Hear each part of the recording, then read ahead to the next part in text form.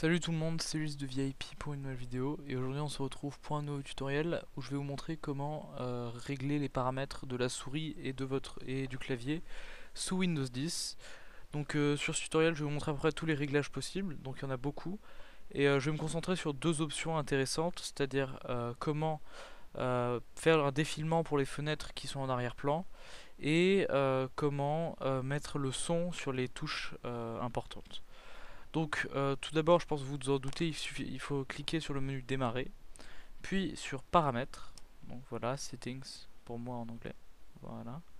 Ensuite, donc pour la première partie, vous allez cliquer sur device ou périphérique, puis sur mouse and touchpad. Enfin, moi, c'est donc souris et voilà et touchpad. Donc, vous voyez, vous avez l'option, donc vous pouvez sélectionner votre bouton primaire.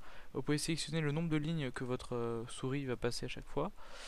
Et voilà ici. Et surtout ici vous pouvez choisir d'activer le défilement pour les fenêtres qui sont en arrière-plan. Et donc moi c'est ce que j'ai fait en le mettant sur le on, donc sur activer. Donc vous pouvez mettre aussi le délai du touchpad et voilà. Alors moi j'ai un problème avec mes paramètres, c'est qu'on n'affiche pas le bouton saisie. Mais dans ce bouton vous avez plein d'options très intéressantes. Donc si vous avez le même problème, dites-le moi en commentaire. Et sinon bah, vous verrez, vous avez plein d'options intéressantes comme par exemple activer ou désactiver le correcteur orthographique. Donc ça bah, je vous laisserai le faire tout seul, je pense que vous verrez, c'est pas très compliqué, il suffit de mettre le bouton on ou off. Et il y a plein d'autres options relatives au clavier dans ce réglage.